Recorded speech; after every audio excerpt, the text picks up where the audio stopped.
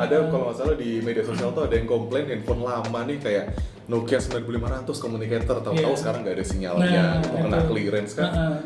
Ya kenapa gitu, kenapa sih? Karena faktor emailnya itu ya. Iya. Ternyata memang cair itu nggak cair-cair banget ya. Kental ternyata ya. Gitu sih. Tunggu dulu. Ada tukang bakso kan depan.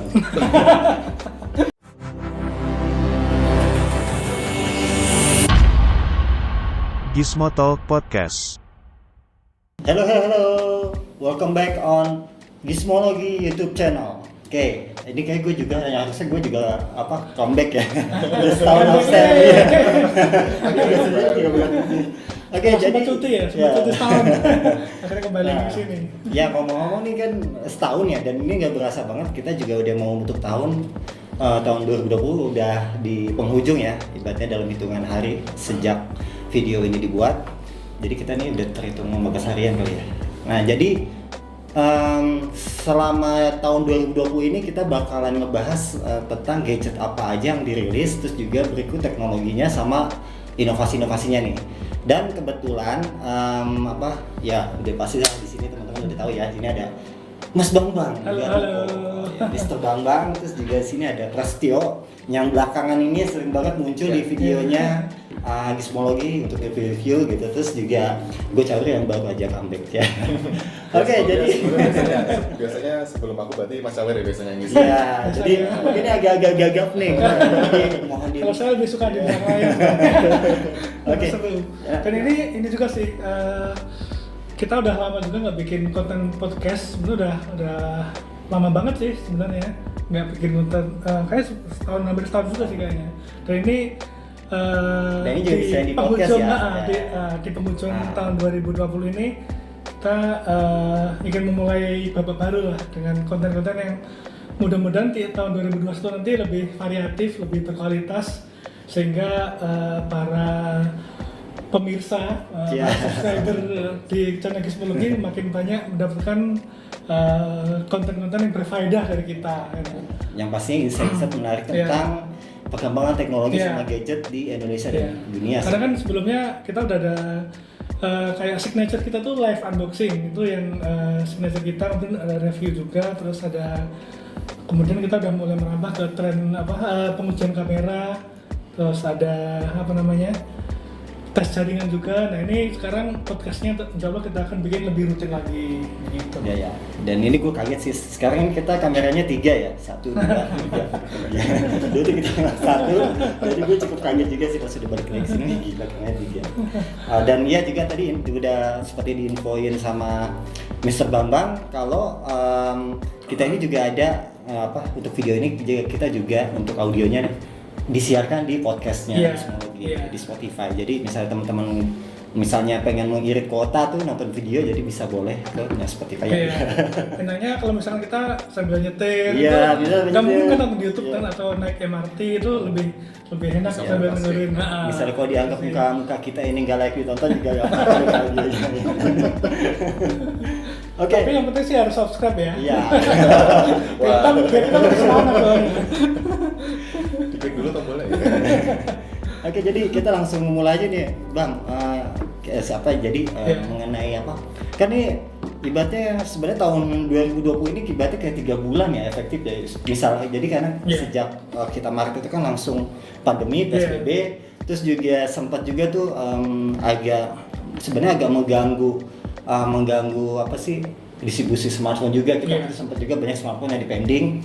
Terus juga event-event hajat-hajat besar teknologi dunia juga tuh kan banyak juga akhirnya di cancel kan sampai tahun depan. Nah jadi gimana nih menurut teman-teman yang rutin review gadget ini, maksudnya yang paling untuk smartphone ini apa sih yang paling bisa mendominasi dari pemberitaan segala macam atau apa gitu? Bisa di-share kan? Bisa sih. Bisa dulu. Yang jelas dibanding tahun 2019, tahun 2020 itu sesuatu yang sangat beda bagi yang nggak cuma smartphone sih. Hampir semua hajat hidup orang banyak itu sangat berubah lah, dari misalkan untuk kerja dulunya kita biasa kantor macam-macam, sekarang jadi WFH, walaupun sekarang udah mulai WFO lagi sebagian gitu. Terus kemudian sekolah juga hingga tahun depan kayaknya masih sebagian ada yang udah mulai berani terbuka, ada yang masih untuk pakai PJJ. Termasuk di smartphone tuh sebenarnya tahun 2020 ini setiap brand dia punya rencana yang lumayan besar, dia pengen pasti growth-nya signifikan dibanding tahun sebelumnya. Cuman ternyata dengan adanya pandemi ini mengubah semua itu, termasuk dari acara-acara, dari produk pun jadinya ada perubahan lah, terutama sih perubahan dari distribusi ya, karena kalau sebelumnya kita mengandalkan impor terus produk itu dari China. Sebenarnya China di awal-awal tahun itu dia langsung kena pandemi, jadi pabrik di sana juga tutup, jadi pasukan suku cadang macam-macam akhirnya nggak bisa ke sini, walaupun di sini raketnya di sini raket lebih ke sebenarnya bukan raket dari awal sih, cuman ya masang-masang yang nggak penting-penting gitu sih sebenarnya, kan itu buat TKDN doang sebenarnya gitu. Cuman itu akhirnya mengaruh ke semuanya. Jadi kemarin beberapa bulan yang lalu sempat ada yang mengalami kekurangan pasokan, dan kekurangan pasokan itu juga ternyata dipengaruhi bukan hanya dari pandemi ya, dari IMEI itu ternyata ngaruh juga. IMEI yang itu udah direncanakan dari beberapa tahun lalu, tapi rencananya kan baru kalau April ya, April baru diresmikan, tapi kemudian molor dengan ya kayaknya kalau pemerintah ya gitulah. Kalau bikin regulasi nggak tahu ya untuk industri lain, tapi industri smartphone tuh belum ada yang benar menurut saya pribadi nih. Mulai dari pendaftaran Prabayar tuh bikin operator seluler dia kehilangan pelanggan sangat banyak, termasuk kehilangan revenue yang besar. Nah sekarang IMEI itu ngaruh banget ke pendapatan dari sisi produsen smartphone sih kayak gitu. Kalau kan katanya mau melindungi itu kan. Tujuannya semua itu baik, tapi eksekusinya yang ternyata berantakan gitu. Karena itu lintas institusi dan semua punya ego masing-masing gitu. Jadi ada Kominfo, dan ada Kemendak, ada industri, itu semua kayak punya ini masing-masing.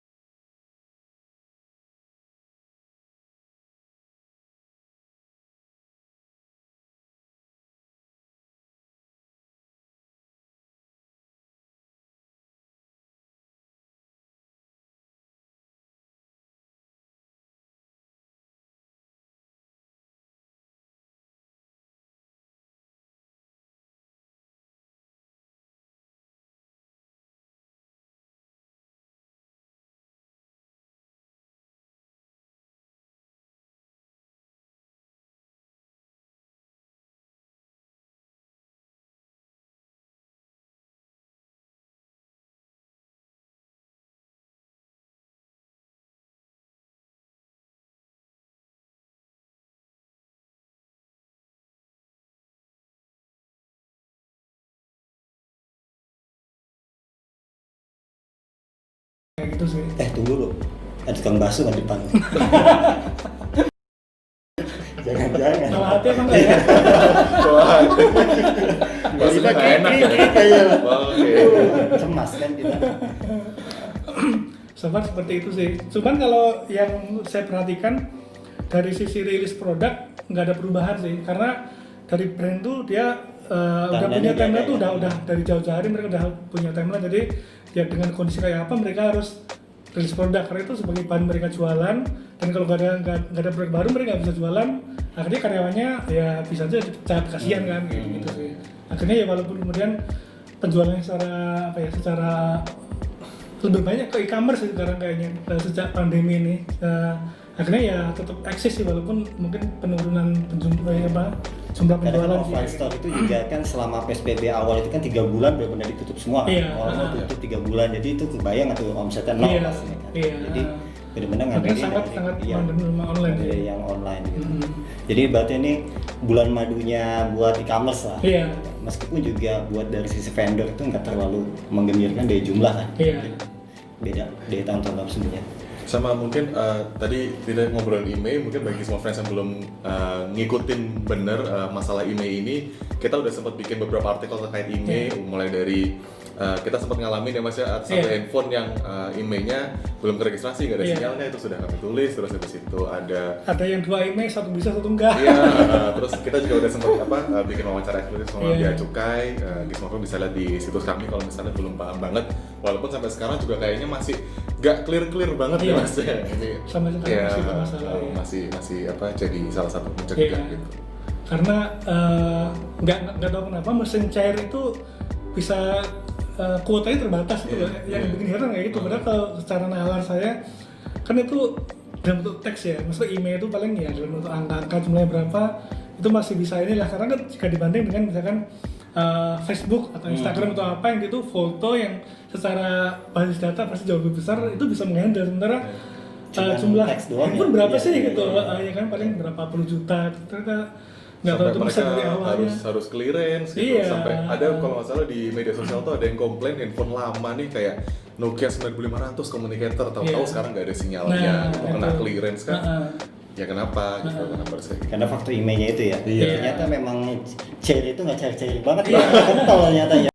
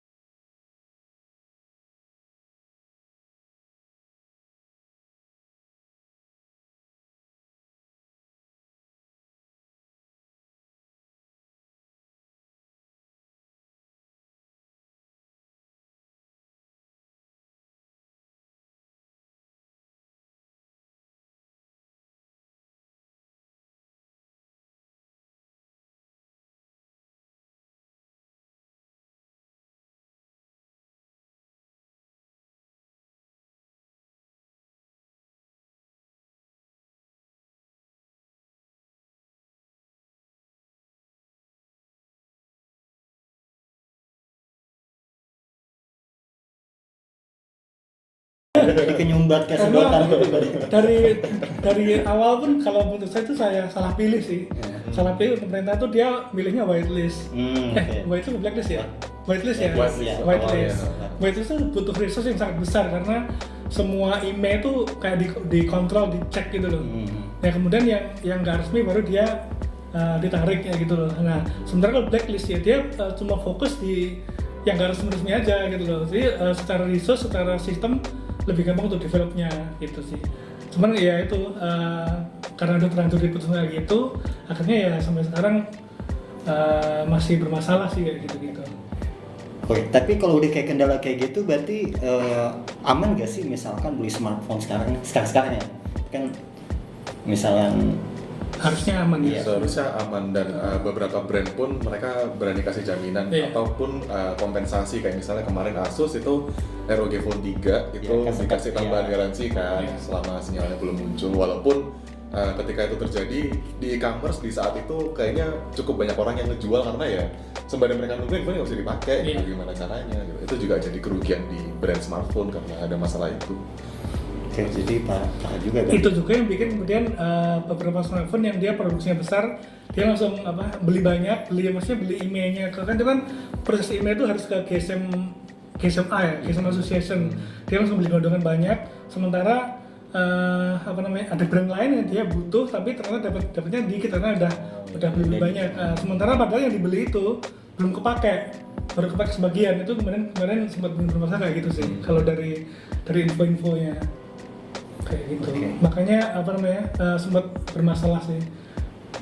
Nah anehnya yang kayak ketika beli iPhone dari luar itu justru bisa aja, bisa karena dia sifatnya kayak yang penting kita udah bayar, kalau beli cukai udah bisa lancar. Sementara yang beli pure di Indonesia malah bermasalah kayak gitu. Pada beli Singapura yang kayak gitu sih. Makanya jadi perhatian penting bagi pemerintah sih, harusnya kalau billing system itu benar-benar mateng baru dicoba ke ini. Jangan gunting pita duluan terus tiba-tiba sistemnya belum siap. Nah, akhirnya kan butuh sekarang. Karena itu kan ngarahnya ke industri yang padahal industri itu mereka bayar pajak, bayar macam-macam lah, itu implikasinya sangat luas sih kayak gitu-gitu. Jadi ibaratnya itu niat baik aja tuh nggak cukup ya. Iya, Mesti betul, harus betul. juga ibaratnya Iya. persiapannya juga baik segala macam dan eksekusi juga baik.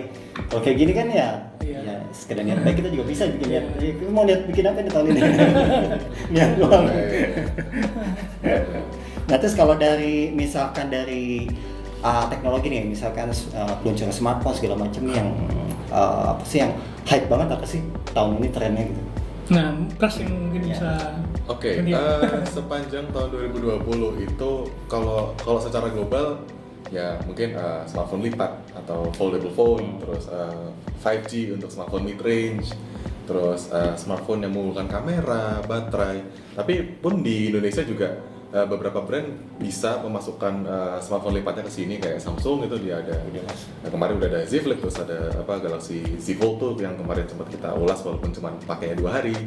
Terus smartphone 5G flagship juga udah pada bermunculan walaupun kemampuannya dikunci ya softwarenya gitu. Jadi at least hardwarenya dulu yang udah kompatibel gitu. Dan tahun ini mungkin yang ya sih mungkin ketika orang-orang ngerasa 2020 tuh kayak Januari, Februari, Maret, Desember gitu. Iya, Tapi iya. untuk kita yang ngikutin teknologi itu sebenarnya tiap bulan tuh ada Selalu handphone baru ada. tuh ada gitu. Ada brand yang tiap bulan rilis handphone juga ada, mungkin Iya. semua orang juga udah tahu gitu handphone apa mereknya. Ya jadi masih banyak aja sih walaupun ada pandemi ini. Iya. Mereka seperti kata Mas Bambang tadi bilang memang sudah ada rilisnya kayak tiap bulan tuh mereka rilis produk apa dan dijadwalkan dengan lancar. Cuman mungkin acara launchingnya aja yang kayak secara virtual atau dalam model lainnya gitu. Jadi 2020 ini perkembangan teknologinya masih cukup pesat gitu. Nggak kayak nggak terhalang pandemi gitu rasanya. Jadi kalau untuk peluncuran lancar-lancar aja ya. Terus tapi kalau yang paling ibaratnya tahun ini yang paling nampol banget apa sih? Yang smartphone tuh yang pas keluar, wih gitu.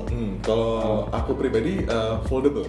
Foldable. Kayak pada akhirnya kita udah ada di masa di mana handphone layar lipat itu udah tersedia dan bisa kita beli bisa kita dapatkan dengan gampang walaupun harganya mahal banget tapi kayak ini barangnya udah ada gitu, udah bukan konsep lagi gitu, Iya, udah iya. bisa dinikmati semua orang walaupun mungkin ketahanannya mungkin sedikit perlu dijaga atau apa tapi barangnya itu sudah tersedia secara umum gitu. Kalau menurut aku sih gitu. Kayaknya bakalan terus berlanjut ya tahun depan trennya karena kan pasti. juga si Oppo juga Iya. udah bikin teaser Iya. untuk bukan teaser lebih kayak bocoran-bocoran ya Ya, bahwa konsep di Samsung pun juga katanya Samsung. mau rilis versi murahnya jadi pada akhirnya mungkin nanti tahun depan kita bisa Mainstream lebih ya. banyak yang menikmati 10 jutaan itu ada seru ya. Iya, jadi 10 jutaan kayak nggak cuma performa tapi kita udah bisa nyobain Iya, berlipat. futuristik. Heeh. Kayak sih mungkin kemungkinan sih tahun depan itu bakal makin banyak yang Iya. murah ya. Karena kalau dilihat di tahun 2019 itu kayaknya fokusnya lebih kamera ya. Iya. Maksudnya semuanya tuh kamera dengan dia macam-macam sih, ada yang lebih ke zoom, ada yang makro, ada yang termasuk videonya stabilization. Itu pun di tahun sekarang sih makin ditingkatkan ya, makin matang sih menurut saya sih karena semua produsen handphone dia makin oke semua sih ya, oke semua untuk kameranya. Cuman akhirnya nggak mau cuma itu doang gitu loh. Jadi produsen handphone tuh dia nggak mau di zona nyaman dengan yang itu aja, mungkin akhirnya user bosan dan nyari apa sih yang bisa lo lakuin gitu. Itu bener sih, smartphone lipat tuh yang paling memukau tahun ini. Iya. Ya walaupun harganya memang masih Memukau juga. 20 juta. Tapi so far peningkatannya udah lumayan sih. Maksudnya kalau kita Samsung yang kayaknya dia termasuk pelopor ya, karena Huawei kan ada cuma dia nggak mau sini secara resmi kan. Nah itu dari yang seri pertama sampai yang terbaru tuh peningkatannya lumayan kerasa sih gitu. Jadi harusnya nanti tahun 2021 lebih matang lagi, lebih oke lagi, termasuk mungkin dukungan aplikasinya pun makin banyak nih, ini kayak gitu sih. Iya. Terus, Harapan. kalau untuk handphone gaming itu masih ini nggak sih kalau tahun ini bisa? Karena kan sekarang tuh kalau gue lihat ya kebanyakan tuh handphone itu pakai embel-embel gaming gitu. Ya mungkin untuk speknya mungkin untuk game tertentu ya, maksudnya ada syarat dan ketentuan berlaku gitu. Pakai embel-embel itu tuh gimana kalau yang tahun ini? Gaming tuh tahun ini tuh Masih jadi primadona. mulai lebih banyak kelas segmen tuh kayak ada handphone gamingnya sendiri. Iya. Oke. 1 jutaan itu ada yang pakai chipset MediaTek G series itu untuk gaming. Ya walaupun sebenarnya gamenya juga secara visual ya masih kayak gitu-gitu aja gitu, cuman ya paling nggak bisa lah buat main PUBG walaupun mungkin masih ada frame drop, masih ada lag sedikit, tapi setidaknya sedikit lebih optimal lah ya dibanding kita nggak pakai itu gitu. Dan ya ketika dijual ke konsumen kayak ini memang pakai chipset gaming kok gitu, jadi kayak ada jaminannya sedikit. Jadi sekarang kayaknya di setiap kelas itu udah disiapin gitu. Kan handphone yang 1 jutanya udah pede ya nyebut ini handphone gaming, meskipun kita gamenya ya game yang walaupun seharusnya kalau gaming tuh standarnya kalau sebenarnya itu kan dari laptop dari komputer ya komputer gaming itu biasanya gaming tuh dia punya kayak pendingin gitu sih. Nah di handphone kan sebenarnya udah ada juga.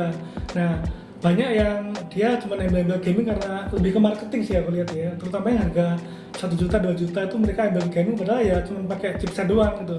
Cuman nggak apakah dia bisa untuk dipakai dalam jangka waktu lama, itu dari pertanyaan sih. Harusnya kalau gaming itu ada kriteria yang dari sisi kita sebagai media atau tech reviewer kita ngasih pemberitahuan ke konsumen nih, harusnya kalau gaming itu kayak gini gitu loh, minimal ya itu dari chipsetnya emang harus dia itu udah ini sih udah secara mandatori harus ada gamingnya yang optimal ke situ, kemudian ada pendinginnya kayak gitu, terus termasuk mungkin aksesoris pendukung juga harusnya dia siap dengan kayak gitu sih kayak gitu. Mungkin yang kalau di gue sih kalau misalnya smartphone itu sekarang ini lebih desainnya lebih kayak jadi sekarang itu kayak udah nggak ada jarak lagi antara handphone premium sama handphone yang middle gitu. Jadi kayak handphone yang low end aja udah bagus ya desainnya, udah kelihatan premium banget gitu. Meskipun bodinya tuh polikarbon, tapi tuh mereka tuh ngedesainnya tuh bisa banget gitu. Gue kadang-kadang juga suka nggak nyangka misalnya ada orang pakai gitu, ini handphone apa misalnya, dan tuh handphone pas dicat tapi gue liat gila premium juga ya handphone gitu kan. Terus yang agak nyenengin lagi sih kalau menurut gue udah hilangnya poni sih gitu. Karena nyebelin banget dari 2019 semua handphone udah poni, gue jujur pas kan kayak gila, kecuali Samsung kali ya yang nggak berponi tahun lalu ya. Jadi hampir semua handphone berponi, dan sekarang ini kayaknya konsisten berponi itu cuma si Apple kan si iPhone aja. Karena memang perlu naruh sensor di situ kan, karena mereka ada opsi keamanan lainnya. Dan poninya ukurannya masih segitu aja, agak lebar gitu. Kalau kita tuh paling kalau untuk nyanda itu ya tompel sama nanti yang di apa? Sebenarnya poni itu benar-benar bosen kan. Terus kemudian brand kayak Oppo, Samsung dia coba pakai motorik. Nah, cuman itu ternyata motorik itu termasuk teknologi yang gagal ya. Maksudnya Atlas untuk sekarang sih. Dia masih fase-fase awal kayaknya. Jadi banyak yang nggak suka juga. Jadi malah sekarang ini lebih beralih ke under display ya. Jadi lebih ke untuk kamera itu sama yang ada tompel yang ada bulutan gitu. Kayak gitu sih. Lebih kayak gitu sih. Jadi ngilangin poni, terus jadi tompel, terus nanti benar-benar langsung ngilang ya. Itu berarti kayak cuman harus diperhatikan kualitasnya sih. Karena kalau yang ada display itu kayaknya kan itu butuh sensor. Apakah bisa gitu. Terus kalau sensornya kecil pun oke lah ya, mesti selfie yang dia resolusinya kecil, tapi ketika orang butuh dengan resolusi yang besar biar untuk nge-vlog lebih oke, kemudian mungkin ada video stabilizer kayaknya agak susah gitu. Iya kan sih? Karena kan ada display, jadi di depan kamera itu masih ada bagian lain. Harus ditingkatkan dulu. Itu sih yang menurut gue bakalan maksudnya bakalan pasti harus banget situ sih. Udah ada kan ZTE kalau nggak salah yang sudah umum untuk dirilis itu udah ada satu, mungkin itu bisa di awal sampai ke depan bisa ada smartphone under display lainnya gitu. Nah kalau misalkan kan nih setiap tahun ya biasa lah rajanya smartphone, penjualan tertinggi, pengalaman tertinggi. Ini kalau tahun ini apa ya?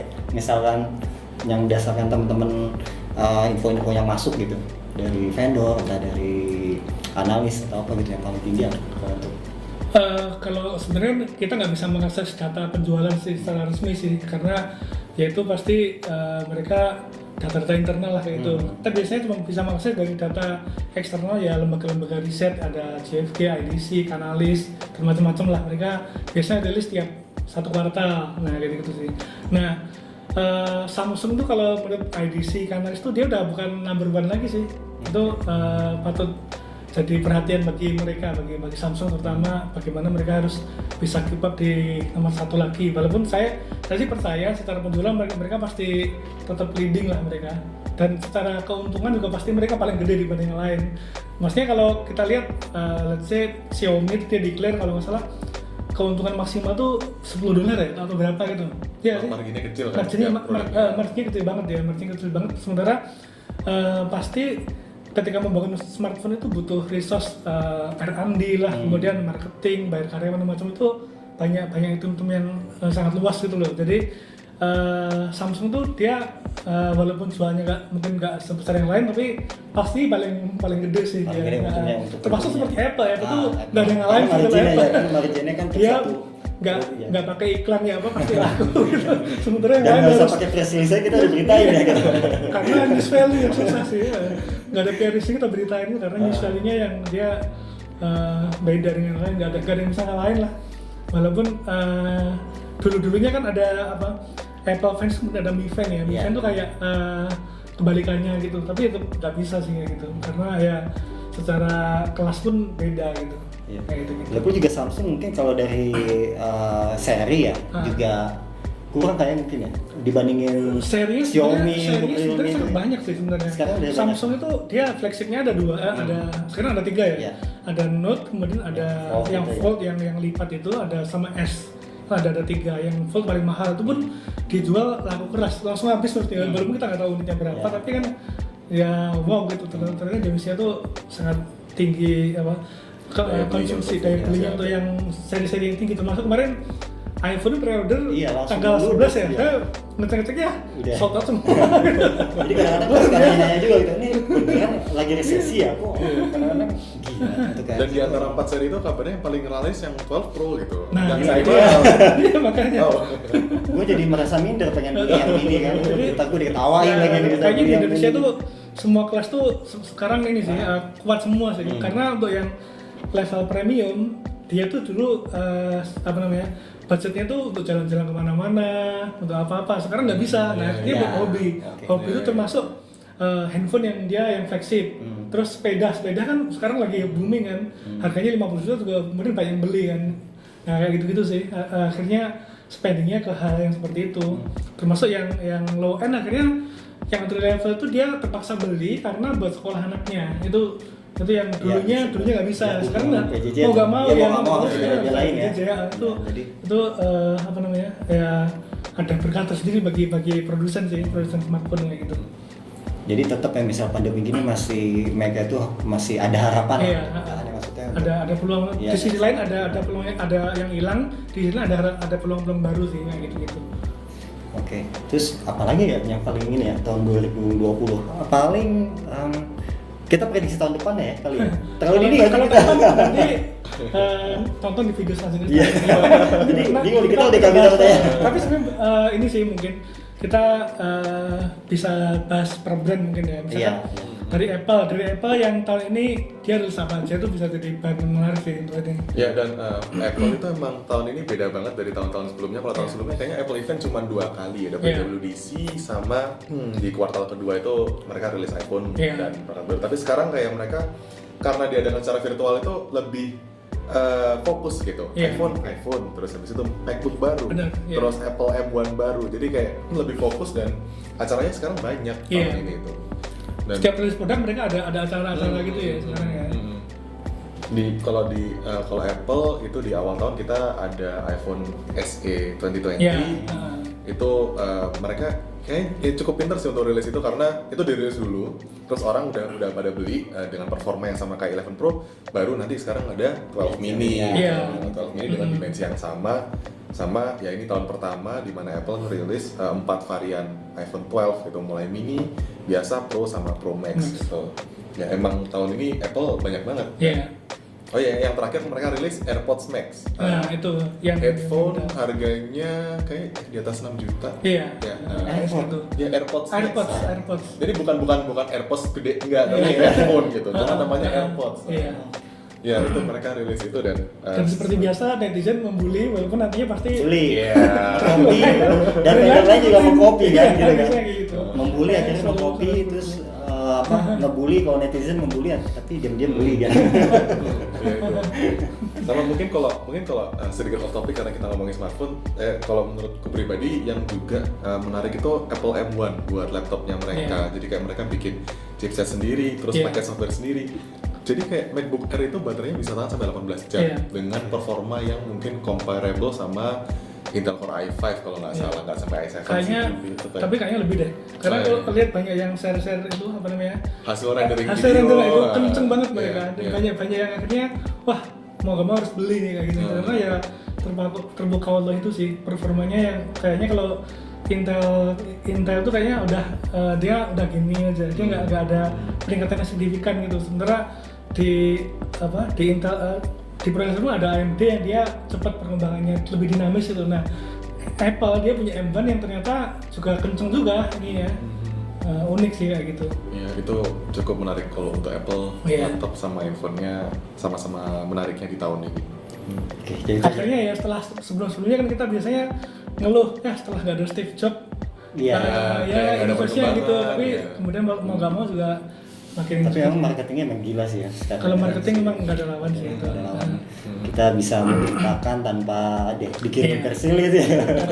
Karena ini sih. Tanpa ada notifikasi Brand loyalty itu paling tinggi, brand loyalty paling tinggi di mana-mana. Jadi mau nggak mau sih walaupun kita ya ini nggak ada iklan nggak ada apa tapi ya mau gimana gitu. Jadi ini misalnya mudah-mudahan ditonton ya sama tolonglah iklan lah kita udah Bakal sih. ini keluhan bukan keluhan Gizmology doang tapi media gitu Jadi meja kosong nih, pending juga kosong. Coba tanya brand sebelah deh berapa iklannya ya oke jadi itu aja kali ya enggak sih ini kan Apple kita coba ke Samsung deh Samsung Ekuivalennya Samsung. sama-sama besarnya gitu. Jadi nah, Samsung gimana yang rame? Kalau Samsung ya Kalau menurutmu gimana Samsung? Gak tau ya kayak ini ya kan nggak gini kan dia langsung beli Note 10 udah posisi jadi pak Note 20 kan nah itu sih menurut gue sih kalau misalnya gue pribadi ya misalnya si Samsung itu ya gue bicara soal desain ya nggak perform desainnya itu kalau menurut gue agak aneh sih kalau dengan ROM kamera yang gede makin gede gitu kan jadi kameranya ada berapa sih 4 ya ada 4 jadi menurut gue makin aneh sih dan kemungkinan gue nggak tahu karena kan gue tipikal orang yang nggak suka pakai tracing ya untuk smartphone jadi kayaknya tuh gue melihat semakin gede itu ROM kameranya tuh kayak aduh ntar makin gampang banget. Tapi heran itu diikutin sama smartphone lain ya. Gue lihat memang kayak tren desain smartphone itu emang yang ROM kameranya itu gede gitu. Yang karena untuk nempatin kamera sama LED ya lampu sensor. Dan memang Samsung tahun ini mereka mencoba untuk pakai sensor yang lebih besar yaitu pakai Samsung HMX resolusinya 108 megapiksel. Memang karena secara fisik tuh gede-gede banget. Jadi ya terpaksa mungkin daripada mereka bikin tonjolan kamera itu rata sama bodi mungkin orang akan ngerasa itu akan tebel. Tapi ketika bodi ditipisin nih tonjolan kameranya kenapa gede banget? Iya. Itu karena mungkin efek karena tipisnya itu ya. Jadi pas kita lihat begini, busetnya kok kayak antara si ketipisan ketebalan si bodi keseluruhan sama frame untuk si kamera itu kayak hampir kayak sama gitu kan. Tapi kalau anggap berarti dari Samsung itu secara kamera dia so-so aja sih. Maksudnya dia oke, bagus tapi nggak yang bagus banget atau yang sampai paling tinggi itu enggak sih karena ya berdasarkan dari Smart ya. Ya bukan Smart doang sih maksudnya secara nyoba-nyoba juga oke, tapi ya oke gitu. Maksudnya karena dia kalau sepertinya nggak cuma fokus di kamera doang, tapi user experience yang lebih luas sih kalau perhatikan. Seperti Note 20 itu dia ya memberikan kemampuan yang lebih luas untuk produktivitas gitu sih. Jadi itu yang sampai sekarang belum ada saingannya juga sih yang Note 20. Makanya dia termasuk handphone yang paling laris padahal paling mahal gitu. Kemudian ya tadi desain di Fold itu yang menonjol banget dibanding yang lain. Yang lain pun nggak ada yang bisa ngikutin tahun ini yang maksudnya yang sampai di pasar itu belum ada yang bisa kayak gitu. Sehingga meluncurkan udah sukses kan. Kalau nggak salah tuh Fold yang pertama itu diluncur langsung ludes ya. Ludes walaupun ya secara kualitas karena produk pertama sih. Kayaknya itu terus ya itu sih secara penjualan dia oke, tapi di market share dia bukan nomor 1 justru kan. Kemarin tuh berubah sih, ada Oppo, kemudian ada Vivo, ya dua-duanya lah nomor 1 secara market share ini sih dari pengapalan itu mereka kurang dibanding yang lain kayak gitu. Tapi balik lagi nih si Samsung ini kalau untuk gue masih ngomong desain ya. Iya. Jadi kan dia tuh flagshipnya oke lah, body desainnya keren gitu. Nah, yang bikin gue agak sebenarnya ini bagus sih buat pembeli yang untuk yang mid. Dia kan udah mulai banyak tuh yang ngeluarinnya low end sama mid itu desainnya hampir sama persis tuh. Kalau menurut gue ya, sepremium itu makanya gue gila. Ini apa nggak kanibalin yang kadang-kadang kalau gue misalnya kayak gini itu kalau menurutku sih ini sih bahasa desain. Kalau jadi brand itu dia punya design language. Misalkan itu di otomotif juga berlaku yang sama sih. Jadi misalkan Mitsubishi dia dari yang paling atas sampai paling bawah mirip sih desainnya kayak gitu. Maksud di handphone juga makanya dari desain eksterior dia ada yang mirip di Samsung, kemudian interiornya antar mukanya dia ban UI itu semua mirip semua sih sebenarnya. Sebenarnya ini juga problem Samsung dari dulu sih ya. Misalnya untuk selalu yang untuk flagship itu hampir yang untuk yang middle-nya sama low end-nya itu hampir mirip-mirip kan ya. Apalagi waktu masih punya sensor yang di touchscreen yang di bawah di dagu itu kan hampir semua si Samsung itu udah ciri khas banget untuk dari yang flagship sampai yang low end pasti punya, bukan mid lah, punya. Dan sekarang sih yang gua agak kaget lagi Samsung ini makin agresif ya untuk yang di mid, mungkin karena pengen ngejar quantity itu. Termasuk smartphone yang paling laris tuh yang paling murah justru, A01 Core kan maksudnya sih. Iya, itu yang paling murah. Itu HP yang sekarang dipasarkan untuk sekolah daring ya. Iya, itu termasuk yang terlaris, nggak tahu di Indonesia atau di dunia gitu. Sama A51 itu yang paling laris juga. Nah, A51 itu padahal secara spesifikasi di atas kertas kayak nggak ada yang benar-benar unggul, tapi ya memang kekuatan brand ya. Kekuatan brand sih. Dan juga user experience sih. Begitu di harga yang sama, mungkin disejajarin antara milih brand A sama Samsung, pasti kadang-kadang mikirnya kan Samsung kan. Jadi iya benar sih. Saya misalkan temen lu ada yang ngasih saran itu dengan budget 4 juta misalkan, lu aku bisa ngasih ini. Akhirnya ada Samsung aja deh gitu. Iya, jadi lebih yakin. Speknya dia jauh dari yang lain gitu. Tapi akhirnya ya itulah kayak apa ya, peace of mind lah. Iya. Jadi peace of mind kayak gitu sih. Dengan membayar lebih mahal nggak apa-apa lah. Samsung udah terkenal awet gitu, bisa dipakai setahun atau 2 tahun gitu. Sementara yang lain takutnya dengan spesifikasi tinggi, tapi ya paling takutnya 3 bulan rusak atau udah ini gitu. Ya kayak gitu sih. Terutama buat yang ini ya, buat yang orang yang udah kadung pakai Samsung gitu kan, mereka kan udah agak udah yakin sama Samsung, agak susah untuk beralih experience-nya udah dapet gitu. Nah terus juga kalau si Oppo nih gimana nih? Oppo kan termasuk yang agresif banget tuh. Agresif. Iya. Pemerintahannya kayaknya hampir setiap hari ada gitu kan untuk teknologi itu. Itu kekuatan PR-nya Mas Arya. Dia luar biasa. Sangat produktif sekali. Nggak capek ya? Nggak capek. Bagus. Oke, jadi ya itu si Oppo itu kan termasuk yang produktif ya untuk yang kayaknya hampir setiap bulan pasti ada, meskipun nggak ada beritanya ada gitu kan. Iya, setiap bulan ada sih, walaupun sebenarnya kalau dilihat dari produknya nggak terlalu banyak sih. Karena kan misalkan ada Oppo Reno itu, Oppo Reno itu dalam 1 tahun ada 2 produk kalau nggak salah ya. Kayaknya tiap 6 bulan sekali ya sekarang life cycle-nya Oppo Reno 3 itu awal tahun lah. Februari Maret. Iya. Udah 4 terus yang sekarang udah 5 nih. 5 itu masih luar sih, dia belum masuk deh. Tapi besok tuh mau ada acara juga untuk yang Reno 5. Jadi kayaknya awal tahun sih di launching di Indonesia kayak awal tahun 2000. Jadi memang life cycle untuk itunya makin gede. Kecuali yang X ya. Fine X tuh. X ya. Fine X itu di awal tahun aja Mas, itu sebelum ada pengganti. Justru sebelumnya itu bedanya bisa 2 tahun. Sebelumnya antara Fine X sama Fine X itu 2 tahun. Tapi yang kayaknya nanti tahun 2012 itu ada Find X3 kayaknya sih, gitu sih. Kabarnya lagi disiapin gitu. Dan yang paling seru sih dari dari Oppo itu desain yang kemarin desain di ini Oppo X 2021 sama yang baru konsep tuh keren banget sih, gila itu. Itu karena memang kadang-kadang sih gini ya, untuk kan ini udah mulai tren handphone layar lipat segala macam. Kayak si Oppo itu yang lebih ngeliatnya, ya gue lebih kaget sih. Kok bisa dia sistemnya geser ya, bukan lipat gitu malah. Biasa. Jadi konsepnya tuh nggak dibikin secara asal, tapi kayak mereka kerjasama sama studio desainer dari Jepang gitu, sama Nendo, jadi kayak bikinnya niat gitu konsepnya tuh. Wah ini kayaknya bisa sesuatu yang bisa terjadi di dalam waktu dekat gitu, walaupun sekarang masih konsep. Karena Jepang kalau urusan desain dia termasuk yang nomor 1, maksudnya komik, manga, dari sana kan. Tapi anehnya brand dari Jepang nggak ada yang berhasil di Indonesia. Handphone ya, mesti ada handphone ya. Sony, terus apalagi Sharp ya. nggak ada yang berhasil di Indonesia. Berhasil. Nggak tahu kenapa mereka ini. Mungkin kalau yang aku lihat ini sih dari kultur Jepang itu dia sangat hati-hati. Jadi nggak bisa ngikutin pasar, tapi dia butuh waktu lama untuk riset macam-macam. Sementara Begitu Korea kemarin sama telat, Cina gitu itu cepat. ya. Dia melihat perkembangan apa, bikin aset. Yang penting bikin aja dulu gitu. Ya. Makanya mereka kadang-kadang ya, gue kadang-kadang juga kaget sih, misalkan kayak si Sharp gitu kan, dia ngeluarin smartphone dengan spek yang ketinggalan banget gitu. Iya. Kan spek yang mungkin setahun atau 2 tahun yang lalu, kenapa Harganya baru belasan sekarang juta gitu. gitu. Dan harganya mahal gue. Siapa yang mau beli gitu. Dan dia mengedepankan keunggulan di layar gitu kan.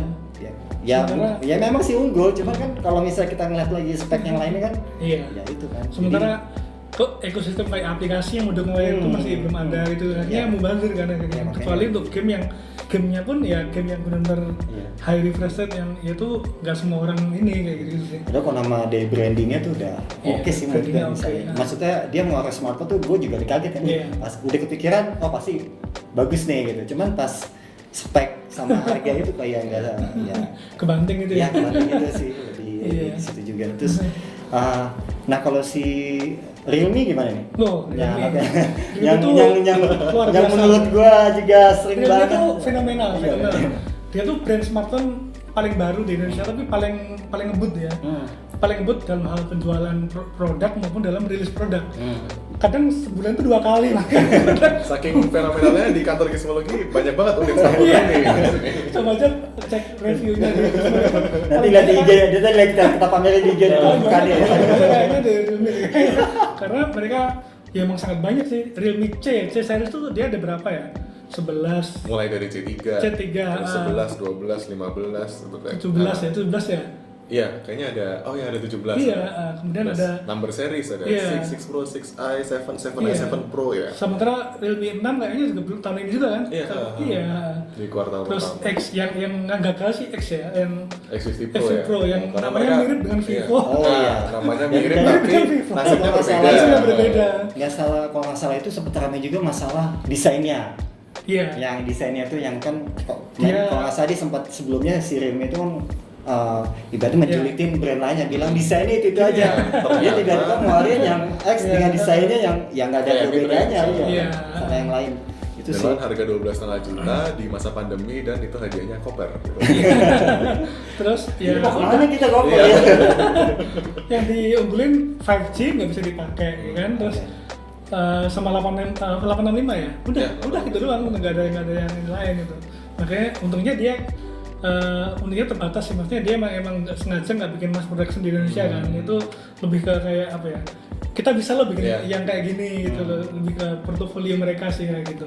Cuman kalau di mid range sih ya cukup oke lah Cukup buat oke, mereka. benar. Mereka bisa rilis handphone mid range dengan sensor Sony yang mungkin bagus kayak Iya. 682 atau teknologi pengecasan 65 watt akhirnya dibawa ke 3 Iya, jutaan ya. benar. Yang kayak gitu-gitu filmnya cukup unggul ya Iya. untuk itu ya. Cuman Dan- walaupun serinya banyak banget. Iya, dan sebenarnya kan teknologinya dia sharing sama Oppo kan. Cuman kok lucunya justru lebih dulu dari Oppo yang dia kayak yang utamanya gitu loh, yang pairnya. Sebenarnya Realme lebih dulu masukin ke Indonesia yang 65 gitu. Gitu yang justru unik sih kayak gitu-gitu. Mereka berani gitu loh dengan yang baru.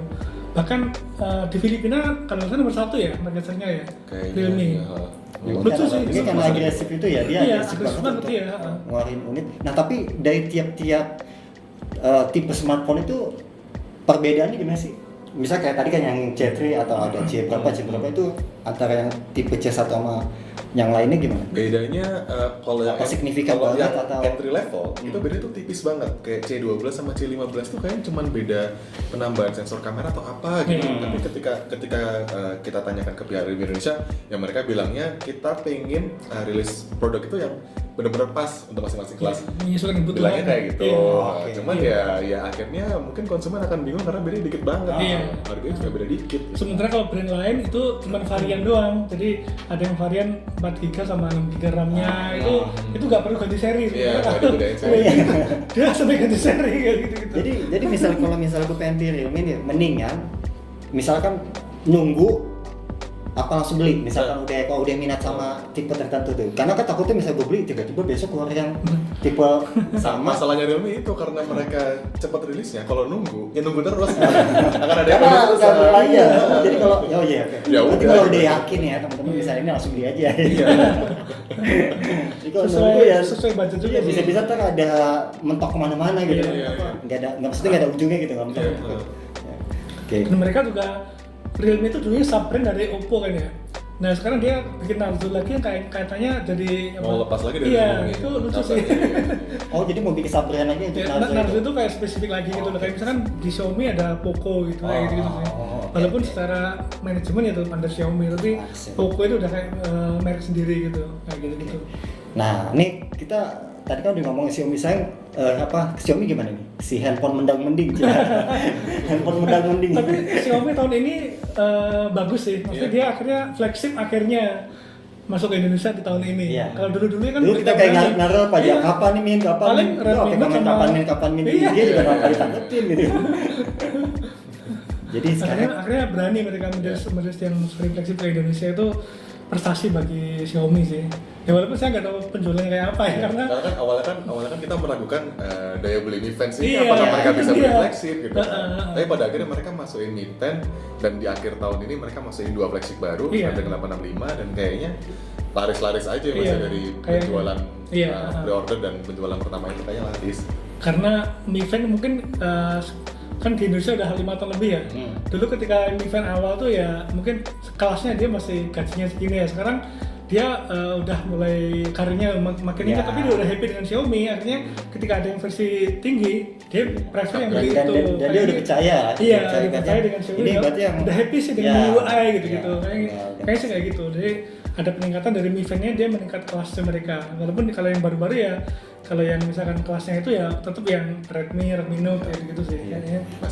Makanya salah banget nih misalnya kalau ada yang ngatain Mi Fans itu sobat Miss Queen, itu salah banget. Karena handphonenya udah lagi. Iya, udah lagi gila. Bahkan dia produknya juga makin meluas kan, ada Poco juga, kemudian termasuk yang IoT itu benar-benar mereka kuat sih. Dari awalnya mereka paling kuat sih IoT itu sih. Ya, karena semua ini smart home ada semua ya kayaknya. Apalagi kalau di China kita lihat websitenya gila, semua punya. Iya, sampai payung pun ada. Iya, payung pun ada. Jadi siapa lagi hujan gitu. Bisa apa ini payungnya? Iya. Mereka ekosistemnya sangat kuat sih mereka mau itunya. Nah terus beralih ke musuhnya mendang-mending nih. Asus ya. Ini kan fansnya ini selalu ribut banget nih di. Sebenarnya bukan musuh tapi kayak senasib sih. Senasib. Don't go itu.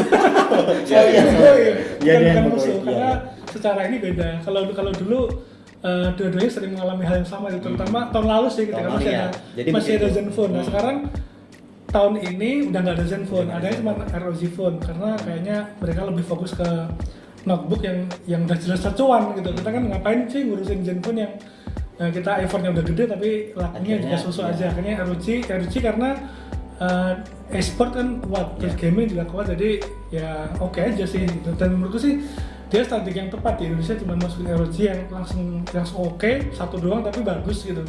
Itu oke sih. Dan kayak sih gue lihat sih beberapa temen yang udah pakai iPhone gitu, itu handphone keduanya pasti ROG. Wah nanti mungkin butuh handphone Android tapi yang mungkin beda kali ya. Jadi akhirnya pilihannya tuh ROG. Kalau kita lihat yang lain kan desainnya sama-sama semua. Sementara ROG itu keker sendiri gitu, beda sendiri gitu loh. Itu kita kalau main game gitu ya. Kalau main game warnanya bisa ganti-ganti.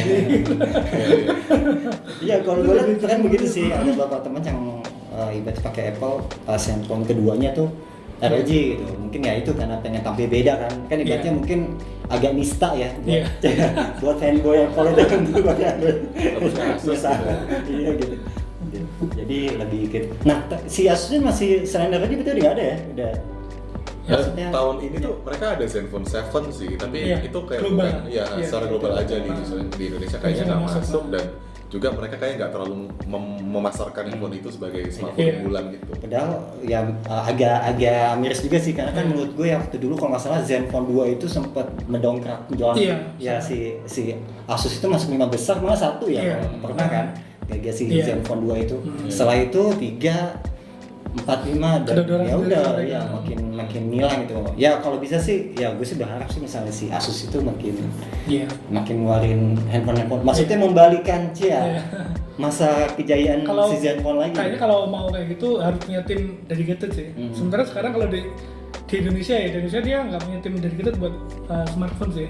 Dia lebih ke laptop, yang mana laptopnya itu udah kayak Realme, sebulan sekali ada produk baru dan variannya itu luas banget mereka gitu. Dari yang VivoBook lah, ZenBook, terus kemudian yang seri biasa, yang low end, terus ada yang ROG juga. Terus gamingnya pun nggak cuma ROG, mereka ada satu lagi apa namanya, saya lupa sih. Ada ini TUF. Ya, TUF itu gitu. gaming entry level. Iya, Terus VivoBook rilis bulan ini rilis Intel, kedepannya AMD. Nah, kayak gitu, sangat ini. Serinya Dan banyak memang sekarang. Asus tuh dia ini sih marketnya nomor 1 kalau di Indonesia, jadi wajar sih mereka rilis dengan sangat produktif untuk laptop, termasuk dia brand ambassador artis-artis yang lumayan ini, lumayan mahal lah gitu. Dia tuh di brand ambassador itu wow. Gitu. Iya. Dan gue inget banget sih artis gede pada ini di endorse sama Asus lah. Hampir semua ya. Iya. Dan gue inget banget tuh kalau Asus untuk smartphone ya dulu tuh waktu yang Asus Transformer. Itu bisa dari tablet. Iya. Bisa, itu ya. zaman dulu loh. Itu keren itu itu 10 tahun yang lalu kan ya. Itu bayangin dia Asus udah bisa bikin kayak gitu. Iya. Cuman mungkin dulu daya beli orang untuk Android atau apa tuh belum tinggi ya, masih orang tuh masih pakai banyak yang masih pakai feature phone atau apa gitu kan, atau masih pakai BlackBerry. Jadi itu kayaknya kurang. Padahal kalau misalnya sekarang sih gue yakin sih. Mungkin nanti tahun-tahun ke depan eranya kayak zaman Nokia ketika merajai dulu ya. Desainnya tuh unik-unik macam-macam gitu. Iya. Semoga ya, karena tahun ini desainnya ya gitu-gitu aja, kecuali foldable phone ya. Ya udah layar penuh, ada pansel, kamera belakang gitu udah gitu. Desainnya mirip-mirip sama sekarang. Nah, terus kita ngomongin Nokia nih, yang pernah jadi raja smartphone. Nah, kalau Nokia ini nih. Iya. Iya. Kebetulan saya adalah fanboy yang sekarang nggak pakai Nokia. Jadi masih fanboy. Masih fanboy. Masih ada bagian fanboy ini masih ada, tapi kayak kecewa gitu. Sakit hati. Nggak tahu ya, mungkin karena nggak tahu, tapi dari dulu tuh kayak struktur orang Finlandia kalau sepertinya bekerja sama itu agak lambat gitu loh. Dan tahun ini kayak mereka nggak benar-benar rilis flagship yang benar-benar bisa ngebanggain. Pun juga rencana rilis flagship dengan Snapdragon 865 kabarnya tahun depan, di mana smartphone sekarang tuh udah pakai 865 Plus, tahun depan udah pakai yang AAA gitu. Dan mereka kayak masih menunda-nunda. Dan di Indonesia sendiri yang ada itu kelas mid-range Nokia 5.3 atau kemarin entry level Nokia C3 yang sampai saya agak speechless gitu reviewnya, kayak kenapa masih ada handphone kayak gini gitu ya, nggak tahu, tapi mereka somehow masih percaya bahwa kekuatan brand, terus durabilitas, walaupun bodinya juga sebenarnya dari plastik polikarbonat gitu, dan sepertinya mereka masih merajai kelas entry ponsel ya, bukan smartphone ya, jadi feature phone yang pakai keyboard ABC itu mereka masih merajai memang, dan di beberapa negara mungkin smartphone kayak gitu masih diperlukan.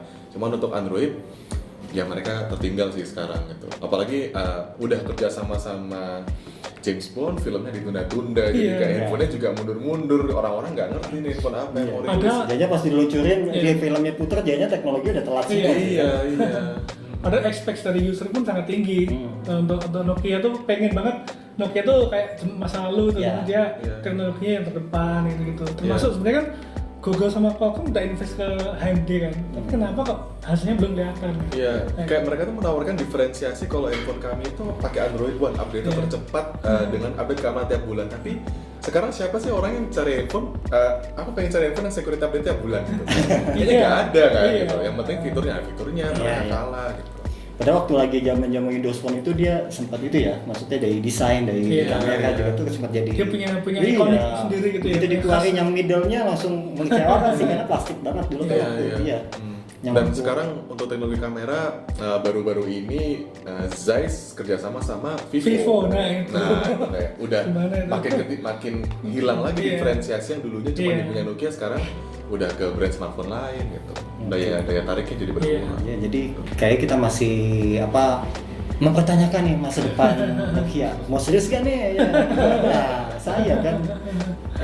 Terus Vivo nih, gimana? Vivo kan 3 besar ya kalau nggak saya. Ada yang nomor 1, ada yang Oh, dua, tembakan tiga sih, klaimnya, ada tiga sih. oke. Tergantung dari lembaga survei mana gitu. Kayak itu politik kan lembaga survei mana. Iya, tergantung dari lembaga surveinya. Tapi kayaknya walaupun dari satu induk di antara Vivo, Realme dan Oppo yang paling sedikit produknya Vivo ya Mas? Iya, benar.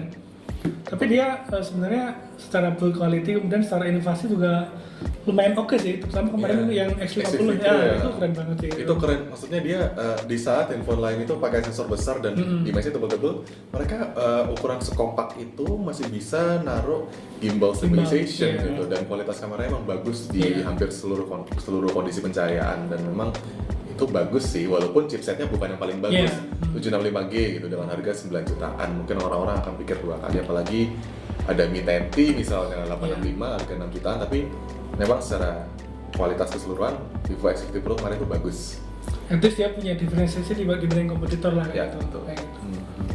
Jadi Cuman ya itu doang sih ya kayaknya. Yang Iya. lain nggak ada yang Nggak ada. Paling bisa di. seri-seri series. Iya, gitu seri. masih ada, masih lanjut, Masih ada. masih lanjut. Karena seri menengah ke bawah tuh di mana-mana selalu jadi kontributor volume penjualan sih di mana-mana. Di Samsung, di Oppo, di Vivo, dan, paling tinggi. dan brandingnya nih Vivo juga bagus ya. Gue sampai ke tengah gunung, kaki gunung aja ada gitu kan. Vivo, buset. Oh iya iya. Mereka offline-nya kuat mereka. Jadi ya si Vivo itu marketingnya kuat. Terus, nah kita kalau untuk ngomongin brand lokal nih, untuk yang smartphone masih Brand lokal. bernyawa Brand masih tahun 2020 menyedihkan. karena yang dulu kan Makin menyedihkan, terus terang, makin menyedihkan. Terutama kemunduran dari brand lokal itu aku lihat dari TKDN pertama. Oke. Dulu sebelum ada TKDN itu sebenarnya ada Evertos macam-macam, mereka masih lumayan punya nafas, punya semangat untuk bikin produk baru.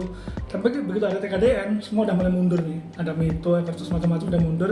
Ditambah lagi pandemi makin hancur lagi, terus kemudian ada IMEI makin loss lagi. Jadi kayak sekarang tinggal Advance sih yang dia rutin ya 3 bulan sekali ada produk baru, walaupun low end semua, ada harga 1 jutaan yang prosesornya pakai Unisoc yang nggak jelas itulah. Tapi ya kita apresiasi mereka berusaha untuk survive sih. Kalau mereka survive kita juga senang sih, karena jangan sampai semua brand tuh dari luar semua, kita juga pengen support brand lokal kalau bisa. Tapi kalau mereka ini ya udahlah, kita mungkin mereka nggak kuat untuk bersaing di pasar lokal sih. Kemarin terakhir Everchoice dia juga rilis produk baru, tapi ya udah nggak kedengaran gaungnya. Ya mungkin ini juga bisa jadi masukan buat pemerintah nih. Jadi Iya. berarti kalau bisa ya ngeluarin regulasi Iya. itu yang bisa mengakomodir Nah, itu. brand lokal gitu Iya. kan. Karena kan brand lokal ini kan ibaratnya ibaratnya dia kan butuh dimudahkan lah insentif Iya. segala macam. Nah itu sih Iya. kayak mana katanya bangga produk Indonesia, tapi memvalidasi kan juga nggak. Padahal dulu Advance itu termasuk serius sih dibanding yang lain, karena dia bikin antarmuka sendiri tuh. Dia di saat handphone lokal tuh belum ada yang bikin gitu, dia bikin iDOS namanya. Itu antarmukanya ya, kalau misalkan di Oppo ada ColorOS, sebenarnya yang lain juga ada, dia bikin sendiri dan fiturnya oke sih, ada pengingat sholat, ada macam-macam lah yang sesuai dengan kebutuhan lokal. Tapi ya akhirnya kalah oleh ini, tergerus oleh zaman akhirnya. Padahal kalau untuk tabletnya sempat juara ya si Advan itu ya. Tablet itu sempat nomor 1 sih kan, Asia Pasifik dulu. Oke, jadi itu ya. Iya, nomor 1. Akhirnya sekarang ya udah. Ya mudah-mudahan ya tahun depan, tahun 2021 ini makin banyak. Iya. Maksudnya kita makin banyak lagi lihat brand-brand lokal itu Iya, ya tumbuh lagi. seenggaknya eksis gitu. Nah, apa kita bikin aja? Ya boleh lah. Mungkin kalau ada yang mau OEM pakai grafisme. Mereknya mungkin dengan kata yang jangan kontroversial ya. Oke. Nah, terus itu kan udah lokal. Nah, sekarang nih kita ngomongin mungkin Yang ramai lagi ini nih, Huawei yang tadi yang berglobal. Ya, Huawei. Rebound global. Oh, iya. Karena Huawei itu kontroversinya lumayan besar sih. Oh ya, yang buat tahun 2000 perang dia jadi korban perang dagang Iya, Amerika, perang Cina Amerika. kan. Itu yang Itu. meluluh Iya. lantakan. Padahal secara untuk branding atau secara untuk misalkan untuk orang teknologi itu udah oke tuh. Oke. Iya. Orang udah percaya banget loh. Iya. Bahkan Kita- orang yang kita awam sama. sekalipun, Iya. menurut gue ya awam sama dia udah begitu Huawei udah tahu gitu. Iya. Oh, apa bagus gitu. Biasanya itu dia karena nggak ada GMS kan. Iya. Itu sementara orang masih ketergantungan ke Iya. situ kan. Kayaknya nggak yakin gitu kalau misalnya nggak Iya. ada layanan Google tuh nggak yakin. Kita kemarin sempat review P40 Pro Plus ya, itu iya. kameranya bagus banget, ini tapi ketika dipakai WhatsApp mau share location nggak bisa, nggak ada layanan Google-nya. Nah, itu. Mau pesan Grab nggak bisa, nggak ada di app Gallery, walaupun Huawei App Gallery ini perkembangannya lumayan lah. Iya. Mereka ada aplikasi perbankan lokal segala macam, tapi tetap esensialnya yang susah ya. Iya, yang tetap susah gitu-gitu. untuk mengejar aplikasi yang ada di Iya. Play Store gitu. Dia jadi pakai ini ya sih, yang kan kalau nggak salah dulu mau pakai OS Harmony itu apa gitu, yang OS apa untuk Itu mengembangkan sendiri. lagi dikembangkan sih katanya. Cuman ya kita nggak ngerti setelah Sekarang dia fokusnya lebih ke sekarang sih IoT-nya mereka. Nanti kan dia punya smart TV terus termasuk ya mungkin variable macam-macam dia pakai itu sih. nah, kayak- ekosistemnya itu yang unggul Iya, ya Mas. Jadi kayak unggul. kita bisa share file atau share layar dari handphone ke tablet ke laptop Iya. gitu. Jadi kalau memang seamless ya. Iya, kalau memang kita punya satu ekosistem itu mungkin cocok smartphone-nya, Iya. tapi kalau kita cuma pegang smartphone-nya aja, Iya. nah itu kurang kerasa Iya. benefitnya. Kurang Berarti kita punya smartphone secanggih itu tapi kompor masih kompor minyak tanah itu. Cuma kan gitu. Banyak yang bilang dia kamera yang ada buat nelpon. Banyak yang bilang kayak gitu. Iya. Tapi kan nggak ditekan apa dengan GMS itu dia kayaknya nomor 1 sih. Iya, karena gini ya, Nomor 1 loh. gue pernah lihat ya, ini YouTuber lokal di Bali tuh, dia tuh bikin, maksudnya dia tuh selalu nanyain turis-turis yang ada di sana. Iya. Salah satu turis yang tanya itu adalah smartphone yang digunain gitu. Nah dari 10 turis, itu mungkin 8 pakai si Huawei. Jadi itu yang dari Afrika, dari Rusia, dari Amerika, itu pakainya Huawei loh. Dan ya gue cukup kaget sih, gila ternyata Huawei loh. Jadi mereka itu udah seyakin itu ya sama si Huawei sampai beli, dan itu yang dibeli bukan itu yang flagshipnya gitu Iya. kan. Setiap ditanya kenapa beli Huawei, kameranya bagus, Iya. harganya murah, itu mungkin murah untuk jika dibandingkan sama si Iya. Apple kali ya, Iya. iPhone. Jadi itu, dan makanya sebenarnya si Huawei itu bisa jadi berarti kuda hitam banget ya sebenarnya kalau misalnya GMS itu masih ada. Dan kayak sih dia itu masih ini nih, kan karena waktu itu kisruhnya lebih disebabkan oleh kebijakan Trump kan. Iya. Nah nanti kalau si Joe Biden ini Iya. kan udah kepilih nih sebagai, Iya. ya kan. Nanti nggak ngerti nih ke Iya, depannya kita masa tahu nih, depan ya. Huawei itu bagaimana. Iya, Jadi benar. mudah-mudahan nanti kalau udah Sangat ada itu peluang sih ya. itu merevisi kebijakannya. Karena kan harganya flagship smartphone itu turunnya parah banget kalau gue lihat gitu kan, dropnya ibaratnya si yang P30 Pro segala macam Iya. turunnya parah gitu kan. Jadi ya mudah-mudahan nanti kalau udah nanti hubungan membaik sama Amerika sama Joe Biden, ada regulasi aman, jangan dinaikin lagi harganya. Yang udah segitu udah nggak dinaikin lagi gitu. Dan brand lain juga harus waspada karena Huawei ini nggak ada Google aja bagus. Gitu. Iya, Nggak ada benar. Google. Makanya, Benar, itu perlu hati-hati itu. juga sih. Yang Itu. Mereka sumber dayanya luar biasa loh, karena mereka ekosistemnya kayak dari hulu ke hilir punya gitu. Iya. Jaringan mereka punya, apa-apa punya gitu. Jadi susah untuk disaingi emang gitu. Iya, makanya tuh Huawei itu udah maksudnya ibaratnya salah satu brand oke smartphone, tapi yang kena ibaratnya kena dizolimin lah ya. Nggak tahu sih diterima apa enggak, karena itu udah politik. Politik sih, kita yang cuman kita sebagai pengguna iya. itu kan ngeliatnya kan nggak Karena- adil karena gitu di kan. China kan Google nggak bisa masuk, Iya, iya. Facebook nggak bisa masuk Iya, kayak iya. gitu-gitu. Yang lebih- Kita nggak tahu mana yang benar salah sih. Ibaratnya gitu.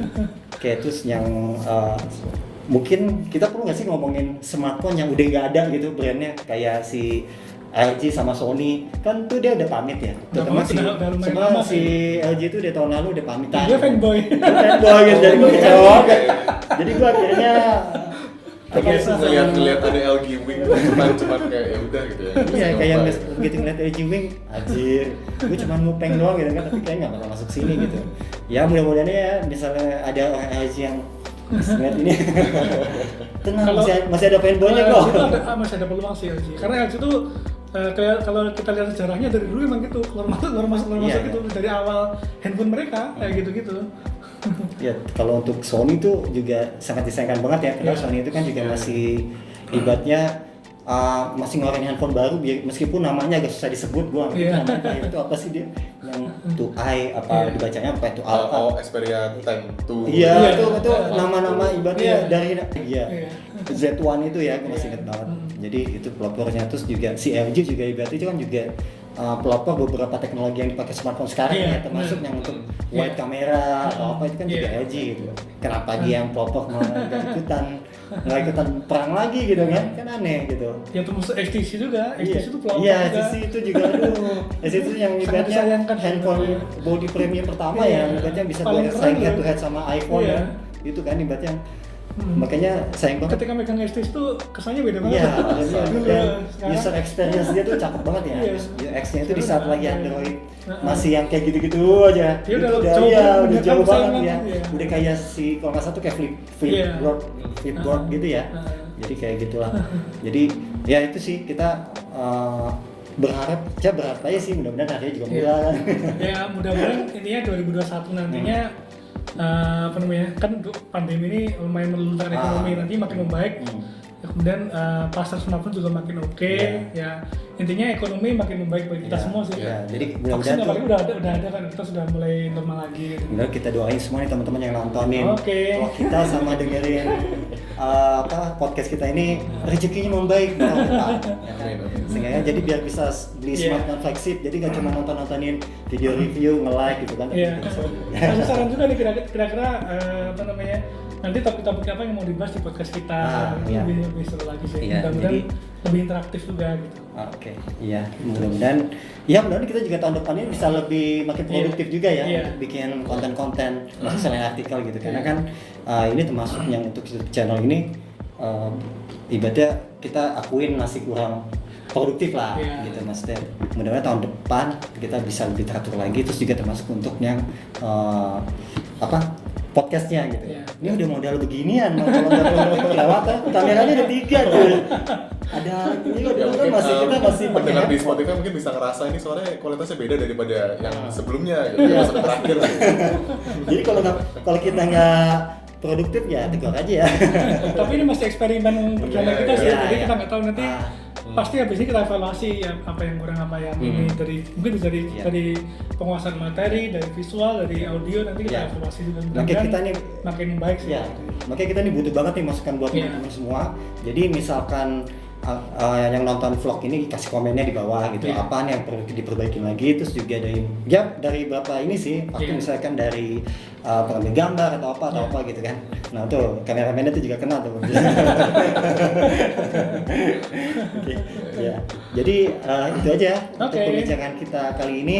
Jadi teman-teman jangan lupa nih pada umumnya penutupan vlog ya, subscribe channel kita aja dan pastikan loncengnya nonton terus. Oh iya loncengnya dong, biar nggak ketinggalan info-info terbaru dari kita ya, biar kita bisa semakin produktif lagi, terus juga kontennya makin berkualitas, makin variatif ya gitu. Kita tuh tahun 2021 kita maju bersama Cina. Itu partai ya? Iya, kenapa tagarnya seperti itu partai ya? Oke, itu aja. Mungkin ada harapan nggak misalnya 2021 ini? Tadi udah harapan. Oh iya, kita makin membaik lah. Iya, betul. Kita berharap semua baik. Kita ibaratnya membaik bersama, maju bersama, sehat bersama tahun 2021. Oke? Yuk. Siap. Yeah.